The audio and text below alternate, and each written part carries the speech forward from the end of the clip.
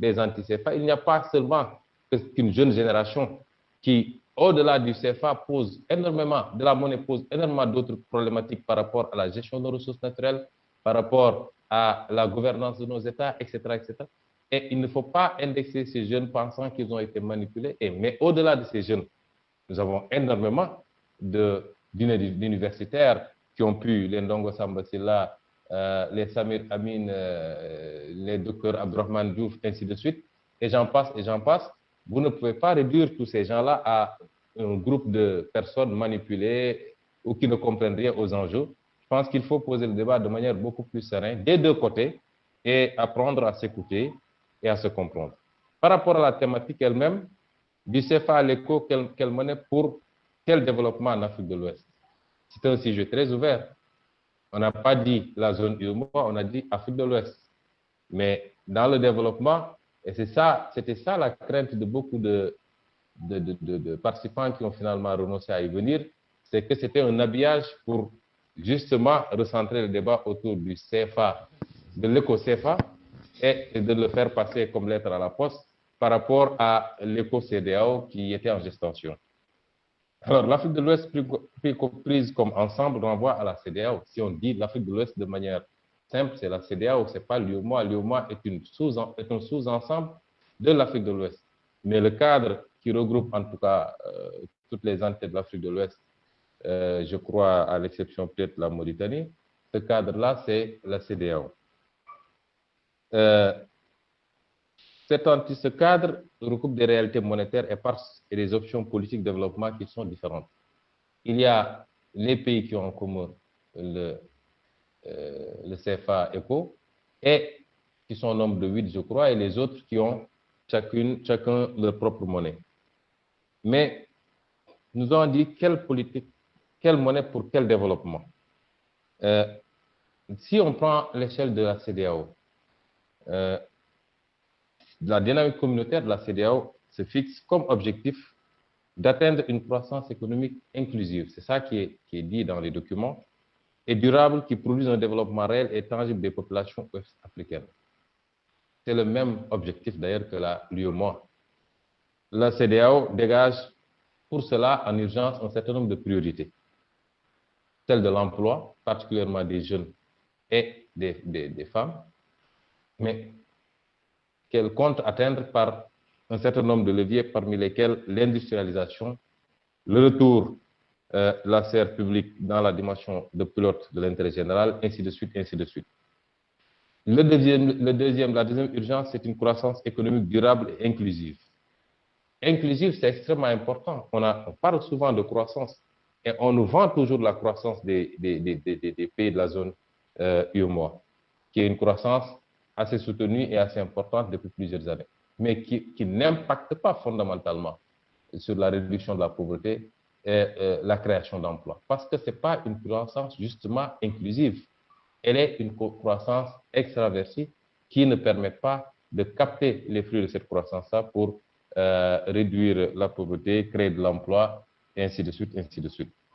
Il y a le développement des infrastructures, qui est également un des objectifs prioritaires, infrastructures matérielles comme immatérielles.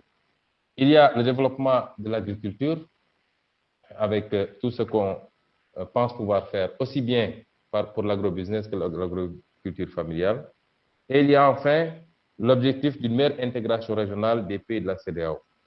Et c'est en cela que la CEDEAO avait considéré que la monnaie, une monnaie régionale, devait pouvoir faciliter tout cela. Dans l'extrait du rapport d'ailleurs CFA ECO, il est dit que la politique monétaire de la région doit être en phase avec la politique économique, qui est tout à fait normal.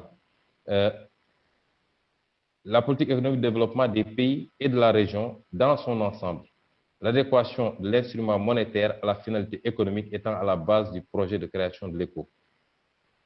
Ensuite, que l'ECO-CEDEAO, qui est en douloureuse gestation malheureusement depuis les années 80 et qui n'a pas pu respecter les différentes échéances qui étaient fixées, et cet ECO devrait faciliter les échanges commerciaux et financiers, réduire le coût des transactions financières entre des pays et renforcer la concurrence.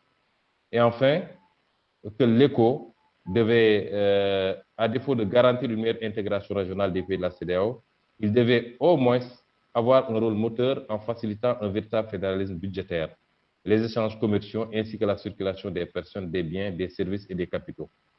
C'est un vaste programme et un grand rôle qu'on envisage de faire jouer à l'ECO-CEDEAO. Quelle que soit l'option retenue, que ce soit l'ECO comme simple prolongement du franc CFA, ce qui semble être l'option de tous les panélistes, en tout cas des organisateurs de ce panel, pour des raisons que nous connaissons, que ce soit l'ECO réel, l'ECO Naira, l'autre version de l'ECO, ou l'ECO monnaie commune, mais pas unique, quelle que soit l'option retenue, la CEDEAO devrait être gérée par une banque centrale fédérale et fixée. La monnaie devait être fixée non pas à l'euro, mais à un panier de devises, euros, dollars, etc., etc. Alors, nous considérons que c'est un projet noble, c'est un projet ambitieux, corrélé à l'ambition politique que nous avons, nous, en tant que panafricanistes, mais surtout en tant que défenseurs ardents d'une fédération sous-régionale. Nous y croyons. D'ici 2090-2100, c'est un projet. C'est un projet noble, en tout cas, c'est ECO qu'ils nous proposent, mais confronté à la réalité, c'est un projet vraisemblablement utopique. Pourquoi nous le disons? Nous considérons que le projet de la CEDEAO s'inspire du projet de la zone euro, totalement, alors que les réalités sont totalement différentes. Nous aurons énormément de problèmes et de difficultés à converger. D'ailleurs, tous les échanges qui n'ont pu être respectés le montrent. Nous avons des pays que je ne citerai pas ici, qui sont à un niveau d'inflation extrêmement important. D'autres sont à un niveau de déficit extrêmement important. Il est évident que nous allons avoir énormément de problèmes à atteindre les critères de convergence pour aller vers cet ECO. Sinon, il faudra s'attendre à ce que ces pays-là lancent des programmes d'austérité. C'est le cas de beaucoup de pays que je ne vais pas citer qui sont dans le texte. Ensuite, pour que ces pays-là descendent sous les 5% du taux d'inflation, ils vont devoir mettre en place eux aussi des politiques d'austérité qui vont certes diminuer l'inflation, mais qui vont augmenter leur dette publique. Est-ce que ces pays sont prêts pour ces sacrifices? Je ne crois pas, tout de suite et maintenant. La deuxième inquiétude, c'est que pour avoir une monnaie unique, il faut un taux d'échange important entre les pays de la même zone. Je crois que lorsque la zone euro se créait, les pays avaient un volume d'échange, un taux d'échange de 60% entre eux. Ici en Afrique, on a du mal à atteindre les 10%. L'échange intra-zone est extrêmement faible pour qu'on puisse aller valablement vers cela. Et enfin, il me semble être extrêmement délicat d'aller vers ce modèle en l'absence d'un souverain. C'est pourquoi tantôt j'ai parlé du projet politique, c'est-à-dire d'un projet fédéral. Il me semble extrêmement délicat d'y aller. Qui jouera le rôle que joue aujourd'hui l'Allemagne? Ce n'est certainement pas le Nigeria qui a les problèmes que nous savons, et je crois que le précédent orateur l'a rappelé.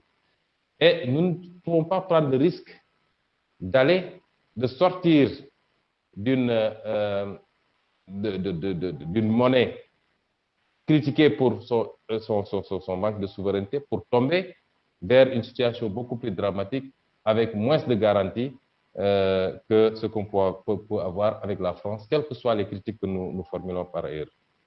Alors, la seconde zone, c'est la zone UEMOA, qui nous concerne particulièrement, qui regroupe les 8 pays que nous avons ensemble et qui ont en commun l'usage de la langue française et le même héritage colonial.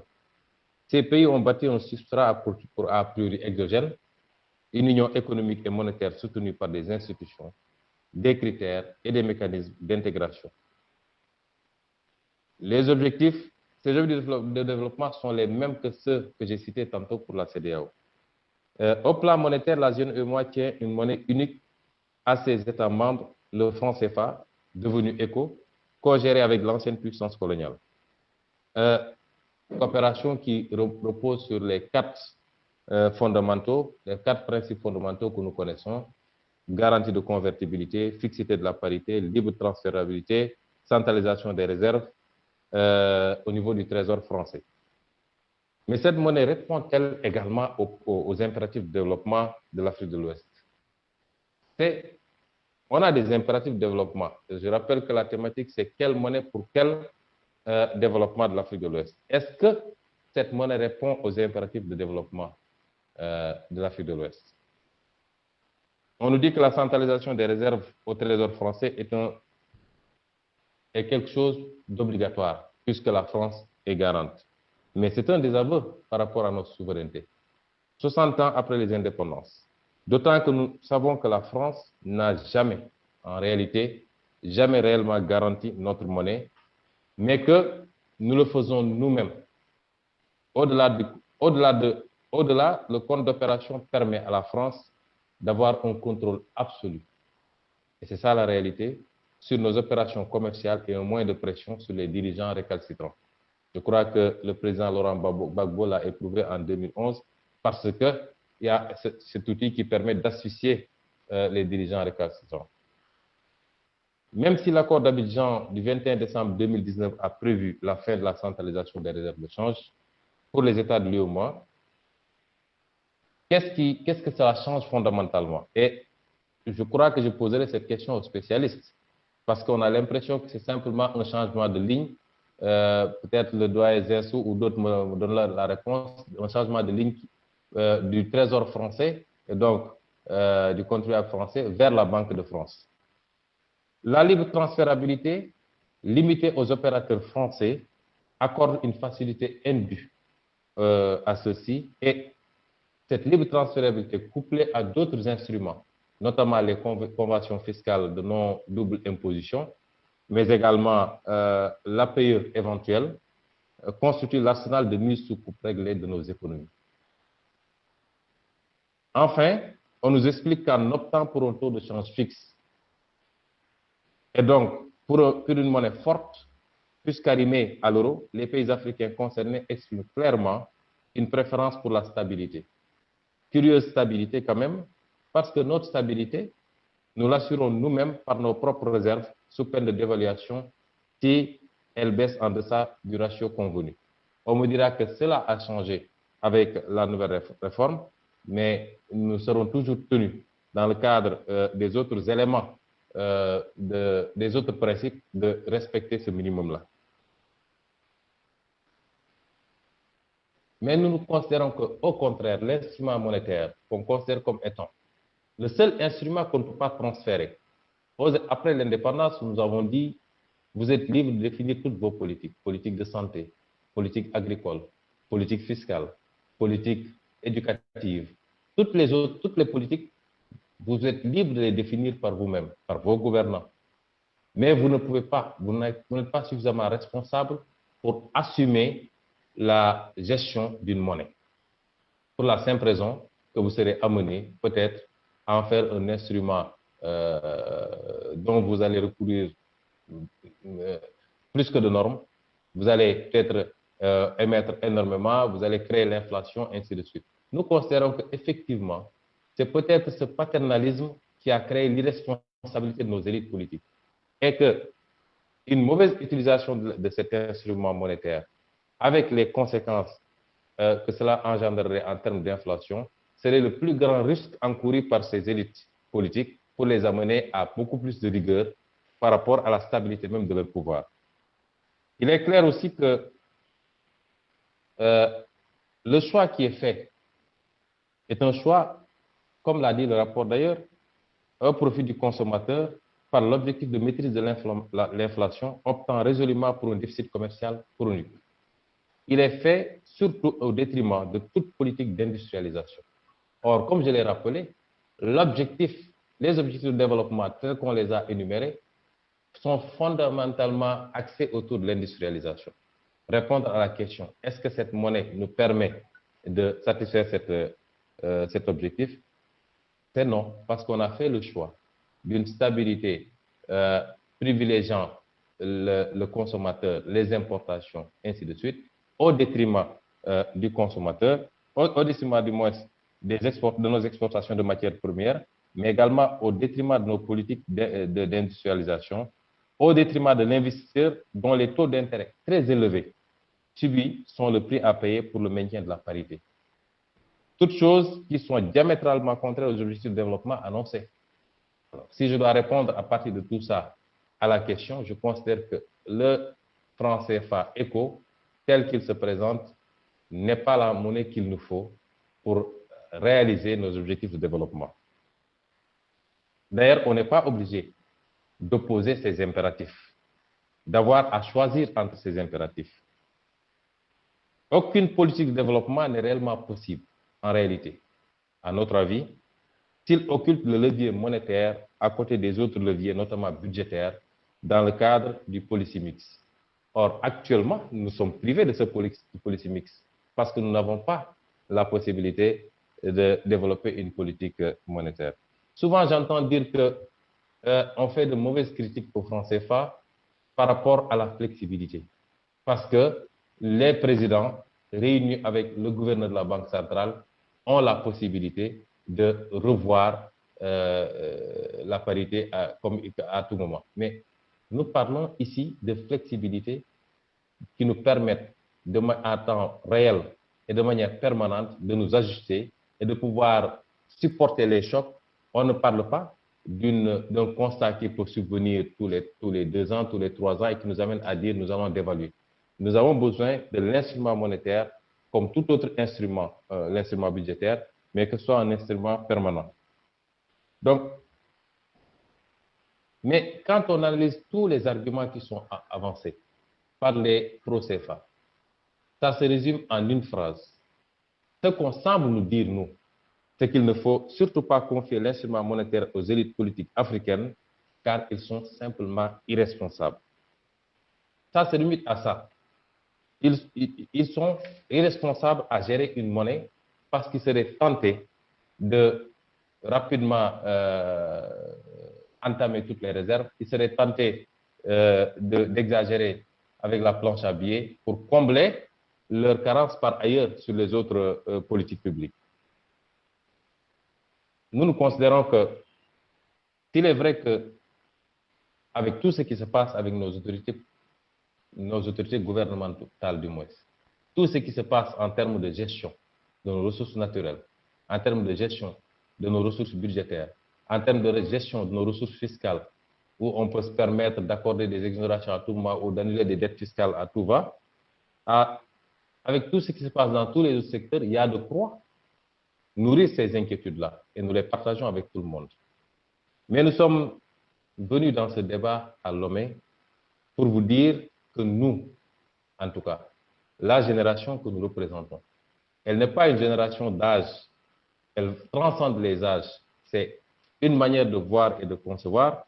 Nous n'avons pas ce complexe d'infériorité et de compétence. Nous refusons d'être ces majeurs non émancipés qu'il faut avoir toujours sous tutelle.